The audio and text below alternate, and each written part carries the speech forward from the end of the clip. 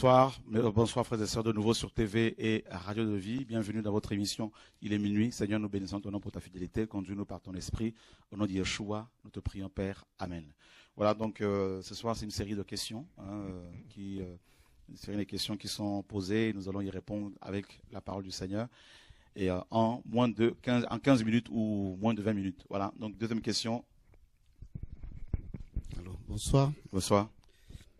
Frère Chora, est-ce que vous pouvez nous parler de qu'est-ce que l'amour de Dieu finalement, avec tout ce qu'on entend de gauche à droite? Qu'est-ce que l'amour? Voilà, très bonne question, mon frère Serge. Et qu'est-ce que l'amour? Effectivement, nous sommes dans une génération où il y a une confusion. Vous savez, l'homme est un être très sentimental et l'homme confond l'amour et les sentiments humains. Donc, en français, il y a juste un terme qui parle d'amour, c'est l'amour. Voilà. Mais en hébreu ou en grec, il y en a plusieurs. Et ça, c'est quand même important de souligner cette différence qu'il y a entre la langue française qui n'utilise qu'un seul terme pour parler de l'amour et le grec qui utilise plusieurs mots pour parler de l'amour, tels que philéo, pour parler de l'amour filial, le mot agapé, pour parler de l'amour désintéressé, l'amour divin. Donc cette différence est quand même importante. Et c'est important de connaître un peu cette nuance qu'il y a entre ces différents termes grecs qui parlent de l'amour. Alors, rapidement, nous allons prendre un passage pour d'abord présenter aux gens, aux frères et sœurs, quelqu'un qui est présenté dans les Écritures comme étant l'amour. Donc 1 Jean, chapitre 4, le verset 8. Alors on va aller dans le grec également tout à l'heure, le texte sur le tableau, qui est le tableau sur la droite, à la droite de votre écran, c'est le grec, c'est le texte reçu. Alors on va lire ce passage. 1 Jean 4, 8. Celui qui n'aime pas son prochain n'a pas connu Dieu, car Dieu est charité. Voilà. Donc celui qui n'aime pas son prochain n'a pas connu Dieu, car Dieu est charité. Donc, on va cliquer sur le commentaire que nous avons mis sur le 1 d'abord. Voilà. Donc, c'est le mot agapé, le grec. Donc, vous voyez bien que il y en a plusieurs mots. Donc, ici, c'est agapé. Donc, c'est pour cela que nous avons préféré garder le mot charité par rapport à philéo, qui a été traduit par amour dans d'autres passages. Voilà. Donc, pour même marquer la différence entre les deux termes. Et agapé. Donc, on nous dit que Dieu est agapé. Donc c'est l'amour le plus important, c'est l'amour divin, c'est l'amour transcendantal, l'amour qui, mes amis, ne vient pas des hommes.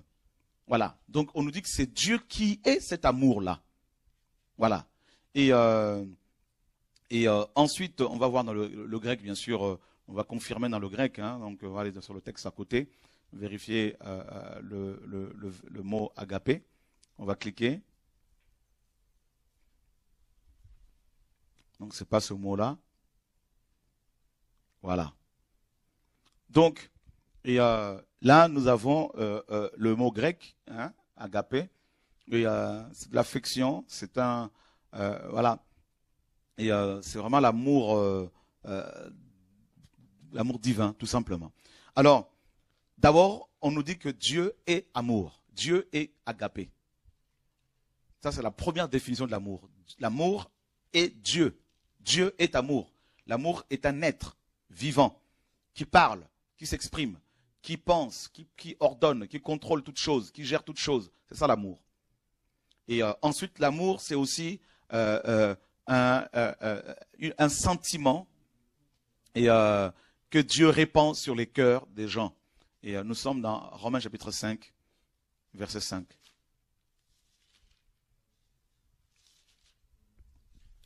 Romains chapitre 5, verset 5. Or l'espérance ne confond pas, parce que l'amour de Dieu est répandu dans nos cœurs par le Saint-Esprit qui nous a été donné.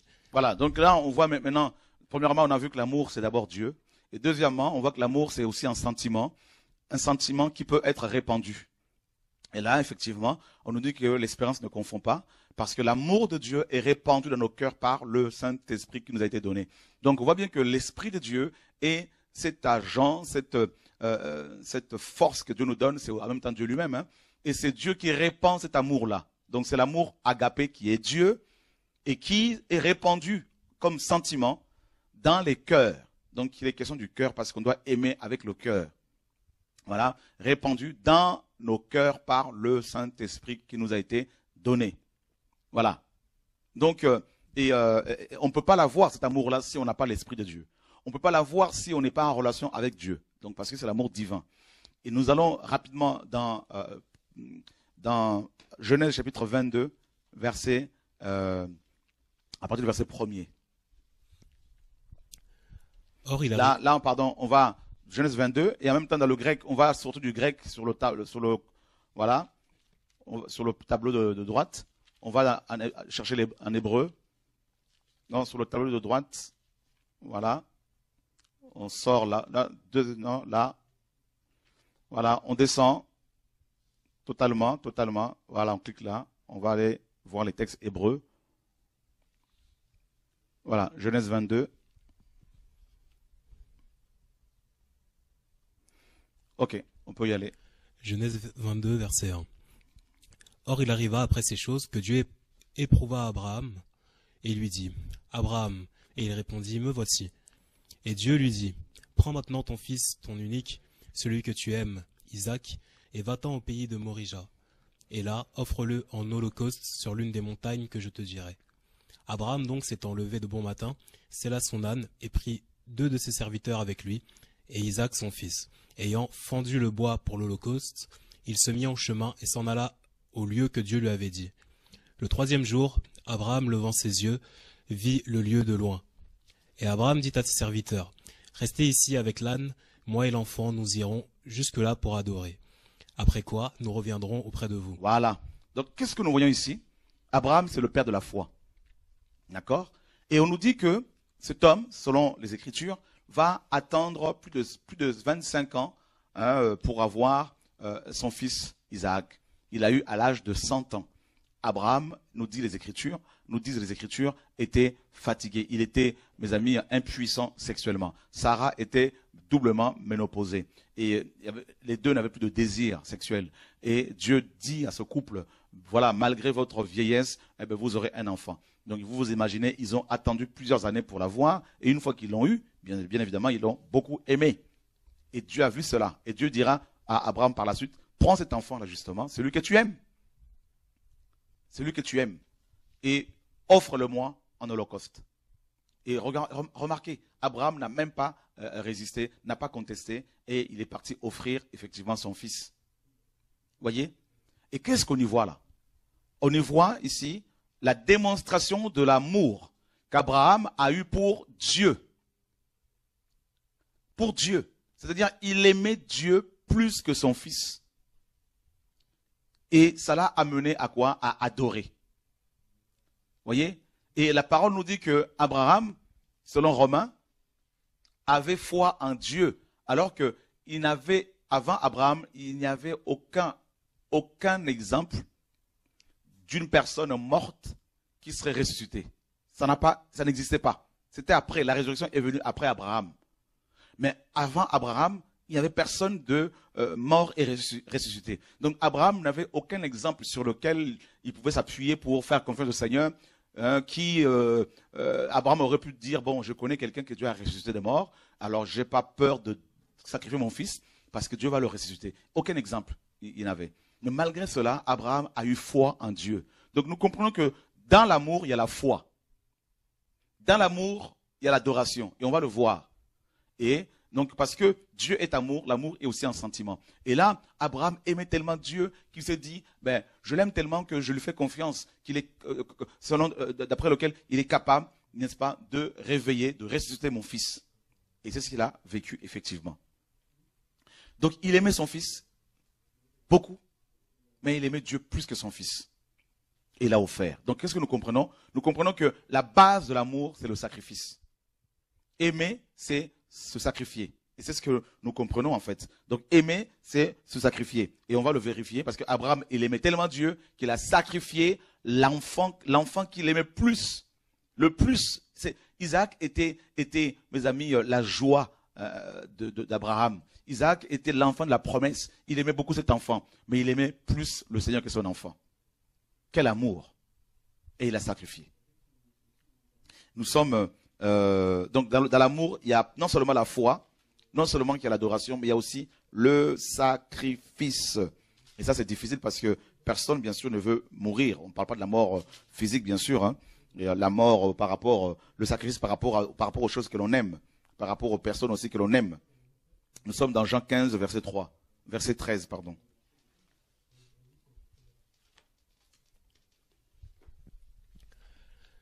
Jean 15, verset 13. Personne n'a de plus grand amour que celui qui donne sa vie pour ses amis. Ah, personne n'a de plus grand amour que celui qui donne sa vie pour ses amis. Voilà. Vous voyez? Donc l'amour véritable consiste dans... En fait, l'amour, c'est le sacrifice. C'est ça, tout simplement. Voilà. Donc quand les gens disent, quand les gens vous enseignent que oui, il faut l'amour hein, pour cacher le péché des gens, non, quand on dit l'amour couvre une multitude de péchés, on va le voir, on va vous expliquer cela pour vous montrer ce que ça signifie, parce que ça a été mal compris, ce passage. Et l'amour, ce n'est pas la compromission. L'amour, ce n'est pas le fait de se taire et de ne pas dénoncer le mal. Ça, c'est pas l'amour, ça, c'est la compromission. L'amour véritable, c'est Dieu. Dieu est amour, vous l'avez compris. Ensuite, l'amour est un sentiment. Est un sentiment d'adoration, est un sentiment, mes amis, de soumission vis-à-vis du Seigneur, vis-à-vis de sa parole. L'amour est aussi, égale aussi sacrifice. Hein? L'amour égale sacrifice. Donc, le sacrifice de nos vies. Hein? Regardez ce que Paul nous dit. Hein? D'abord, Jean nous dit que le Seigneur lui-même dit, personne n'a de plus grand amour que celui qui donne sa vie pour ses amis. Alors, en fait, il parlait de Dieu.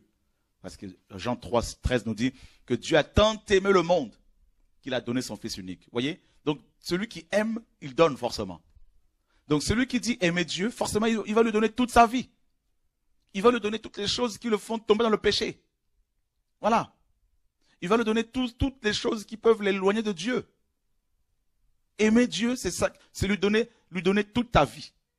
Aimer Dieu, c'est dire, Seigneur, je ne veux plus pécher, aide-moi, et je refuse. C'est ça l'amour. Hein, c'est pas je pêche et ça va aller parce que Dieu est amour. C'est pas un monsieur pêche, un frère pêche et puis c'est pas grave, il veut pas changer, mais c'est pas grave, on va continuer ensemble parce que c'est un enfant de Dieu. Non, c'est pas ça l'amour, mes amis. Ça s'appelle la compromission. Voilà. Donc nous sommes dans je vous disais tout à l'heure et nous sommes dans le livre de donc Jean 3,16, je l'ai cité. Et donc l'amour. Et regardez, nous sommes dans le livre de Deutéronome chapitre 6, verset 4. Deutéronome chapitre 6, verset 4. Deutéronome 6, 4. Écoute Israël, Yahweh notre Dieu, Yahweh est un. Verset 5. Tu aimeras donc Yahweh ton Dieu de tout ton cœur, de toute ton âme et de toute ta force. Ah, tu aimeras donc Yahweh ton Dieu de tout ton cœur. Donc vous voyez, l'amour de Dieu, l'amour est répandu dans nos cœurs, selon Romains 5, 5. Et bien justement, Dieu veut qu'on l'aime de tout notre cœur, pas avec une partie de notre cœur, et de toute notre âme. L'âme, c'est le siège des sentiments. C'est là que quand on aime quelqu'un, c'est au niveau de l'âme. C'est au niveau du cœur. Vous voyez, c'est là que Dieu vient nous toucher. C'est là que Dieu vient faire son travail. Et il veut qu'on l'aime de tout notre cœur, de toute notre âme et de toute notre force. Bah oui, la force. Parce que quand on aime quelqu'un, ben on y met la force. Hein. Il y a le zèle, tout ça. Voilà. Et nous sommes dans Exode 20, verset 6. Donc rappelez-vous bien que aimer, c'est sacrifier, se sacrifier. Exode on va 20. commencer par le verset 5. Exode 20, verset 5. Tu ne te prosterneras pas devant elle, et elle ne les servira point. Car je suis Yahweh ton Dieu, le Dieu qui est jaloux, qui punit l'iniquité des pères sur les fils, jusqu'à la 3e et la 4e génération de ceux qui me haïssent, et qui fait miséricorde jusqu'à 1000 générations à ceux qui m'aiment et qui gardent mes commandements. Ah, donc Yahweh dit que ceux qui l'aiment gardent ses commandements. C'est terrible ça. Ah oui, c'est ça l'amour. Aimer Dieu, ce n'est pas oh, j'aime Dieu et je me masturbe, je veux prêcher, je me masturbe devant les femmes et je fais n'importe quoi. C'est pas ça aimer Dieu. Non. Aimer Dieu, ce n'est pas ah ben ce frère, il pêche, il fait n'importe quoi, mais on va le couvrir, on va le protéger parce que vous comprenez, Dieu va l'aider en son temps. C'est pas ça l'amour, ça s'appelle la compromission. C'est fermer les yeux sur le péché, c'est participer au péché d'autrui.